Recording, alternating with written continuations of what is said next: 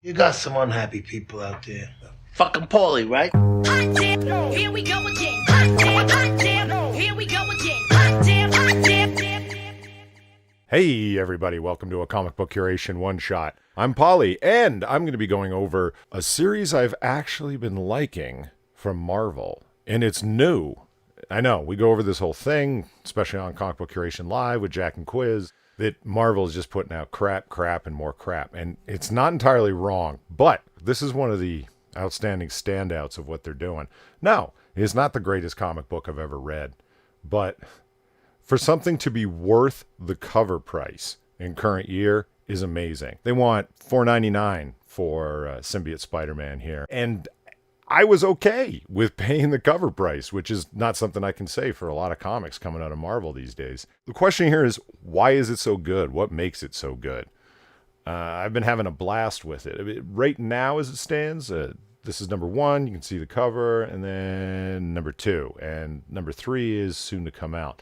It is, of course, just a limited run series, but to me, that doesn't matter. It's a sign of that great things can be done. Written by Peter David, long-time writer with an incredible body of work behind him and everything that he's done. Greg Land, another long-time artist, often, shall we say, identified as a porn artist with a propensity for, let's say, tracing images from porn for his comics. But I can't really tell that any of that's been happening here. So, is Symbiote SpiderMan really that good? Well, let's take a look at the sales.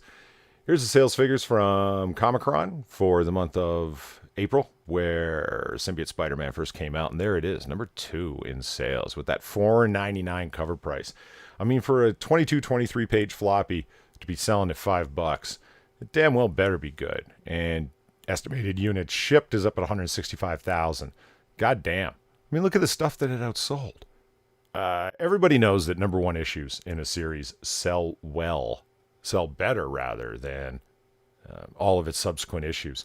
So, like any number 1 issue, comic book companies can't resist doing a million variant covers. There's, of course, the bog standard number 1 Greg Land cover, the variant B cover by one of my favorite artists, Ron Lim. I use this one in the thumbnail. I'm such a fan of Ron Lim's stuff. A fun Stanley Artgerm cover.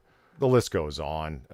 Cover E, cover F, cover G, which is actually a throwback to a previous piece of art done by Todd McFarlane, but it kind of speaks to what's going on with the symbiote costume and Spider-Man changing over to his new costume. The cover H incentive variant edition. Yeah, sure, why not? This makes sense as a cover to a Spider-Man comic. The Ron Lim cover, just in black and white, which is actually a PX exclusive to a single store. And then the Midtown Comics exclusive variant cover. The whole point in doing the variant covers, it definitely goes beyond just wrapping different covers around the same comic and selling the same comic multiple times. Incentive sales to comic book shops. To even get one variant cover, you have to buy X amount of a whole bunch of other comics or a whole bunch of others of that series. It's a long, complicated story of predatory incentive marketing. In any case, I think Symbiote Spider-Man is going to continue to do pretty well. There's a lot of excitement out there about it, including with me. So what is it? It's not another Venom story. I'm sure you guys are aware of the alien Spider-Man suit that left Peter Parker and went and joined with Eddie Brock to become a supervillain named Venom, but was with Spider-Man first. I thought, hey, why not for the hell of it? Here's the first appearance of the symbiote alien costume from Secret Wars number 8. For those of you who don't know, Secret Wars was a series where this extra-dimensional, super powerful, near-omnipotent entity named the Beyonder became infatuated and enamored with the superheroes and supervillains on Earth. There was nothing like that where he came from, so he creates this place called Battle World and brings all of the supervillains, superheroes to this planet to battle it out and observe their behavior and learn from them what they're about. Whereas Spider-Man, after one of these battles, gets his costume all torn up and he goes to a machine. It looks like it wants to make me a costume. Guess I just concentrate after he puts his head in the 1950s hairdryer here. Huh? Little black blob appears here. What the heck is that? And why is it making my spider sense tingle? Maybe I'd better get rid of... Hey! There it is. First appearance of the brand new costume for Spider-Man, and it's sort of morphed over his whole body and become this costume. Probably more memorably, there's the first appearance of Spider-Man's new costume. The rumors are true. Introducing the new Spider-Man. Amazing Spider-Man 252 from 1984, if memory serves. What made it really interesting, and in my opinion, it's an incredibly creative idea, the notion that somebody's costume is alive, a living entity. But from this issue, 252, and running for a short period, Spider-Man didn't think that the costume was alive. He thought it was alien technology that was able to respond to his thoughts and flow on and off of his body and simulate street gear from a business suit to just jeans and a t-shirt, then turn into a Spider-Man costume. Also, he did not require his mechanical web shooters underneath it. This costume would shoot webs from underneath the back of his hand, so he no longer required the technology of web shooters. This costume he thought was the greatest thing ever. During that period, before he discovered that it was actually an alien entity that was trying to bond with him and trying to use him either parasitically or symbiotically, hence the name Symbiote, Spider-Man was just sort of using this costume as his new dig.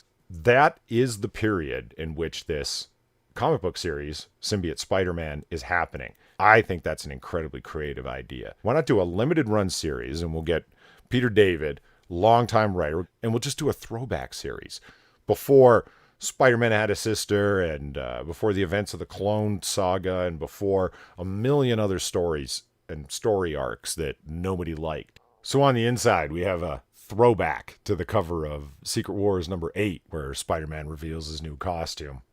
I love the way this series begins so much. I mean, I love the character Mysterio. His costume's interesting.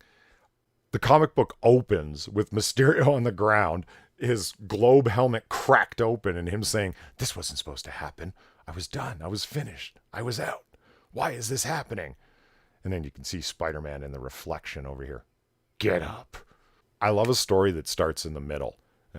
Get in late, leave early. Boom. Chapter 1, the plan.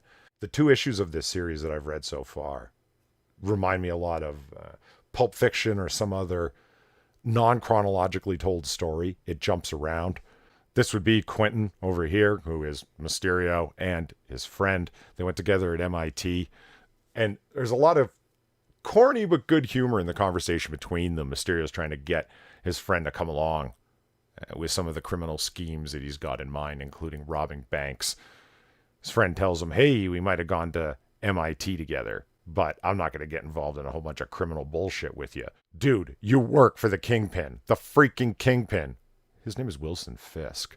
Right, and my name is Quentin Beck, but that's not the name that strikes fear into people's hearts. Yeah, right. Mysterio strikes fear. That's hilarious. It's almost like this is good storytelling.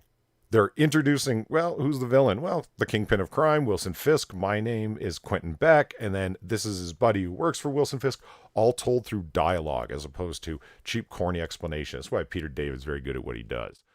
The story goes on. In the end, he tells him, "I don't want to go along with you on this, but good luck." A woman who works at the bank opens up a box. "Put this on." What in the world? So a little bit of flashback to 1989 Batman, for those who remember. I think they kind of lifted this concept out of there, but whatever. In comes the smoke. Mysterio appears.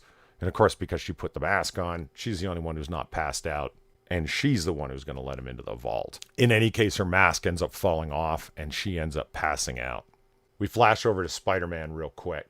Getting to the edge of this roof, it's going to be one hell of a jump. 3, 2... Where's there a tightrope when you really need one?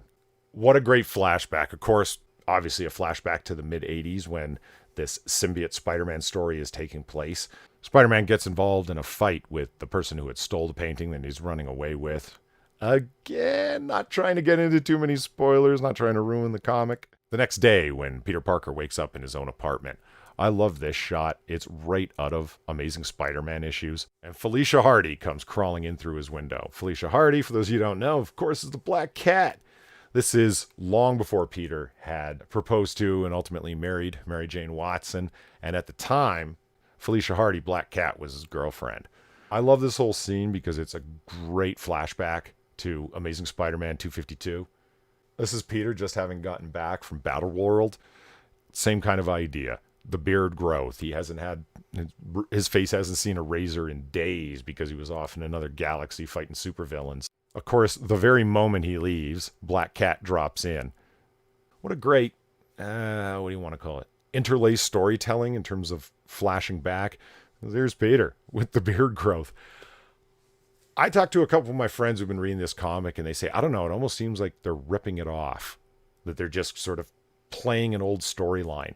I say not, because there was no point when he was fighting Mysterio during that symbiote costume era. There's no point when Black Cat was showing up without her costume. So it's taking place at that time. It's referencing the things that were going on at that time, both visually and in terms of plot, but it's not just retelling the same story.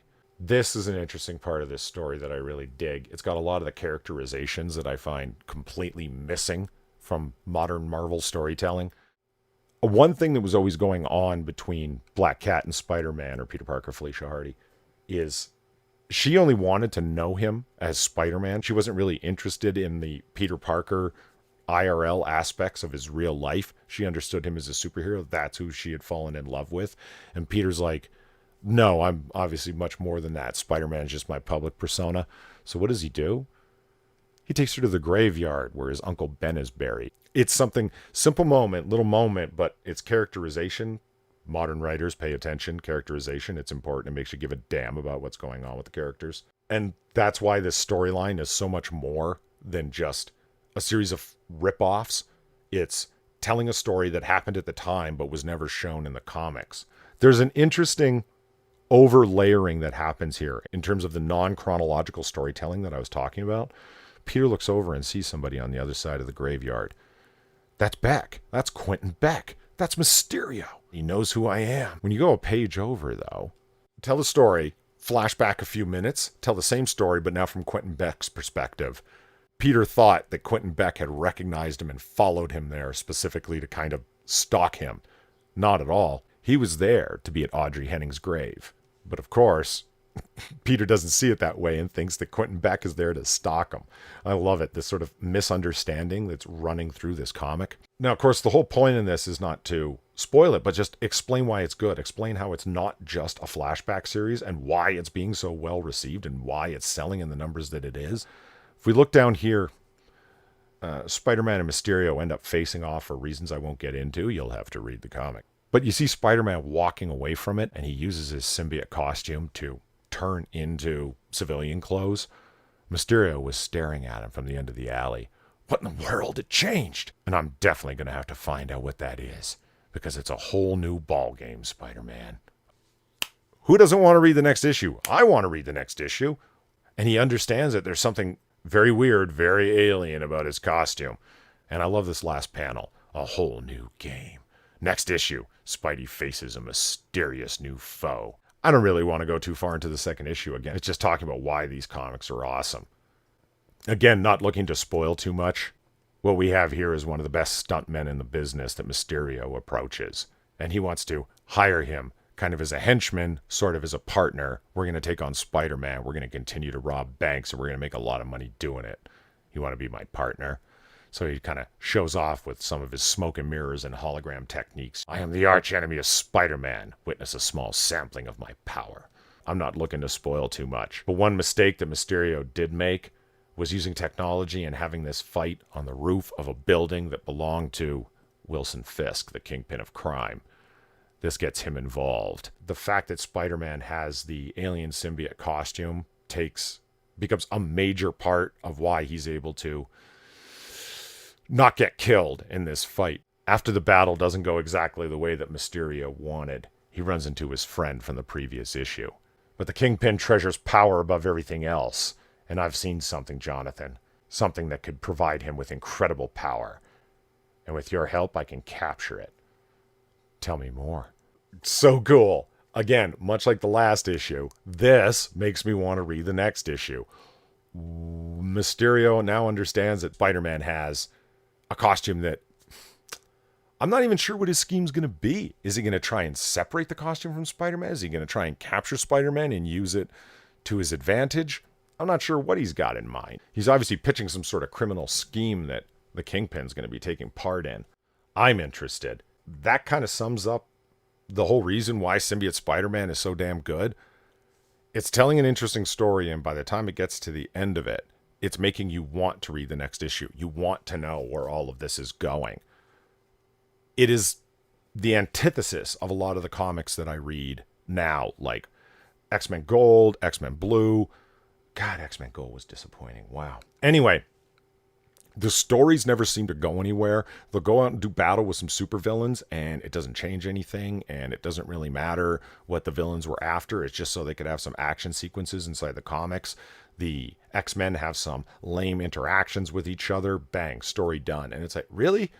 Nothing happened. It was really boring. There's very little dialogue, very few narration bubbles, almost no thought bubbles to speak of, so you don't know what anyone's thinking or why they're doing anything.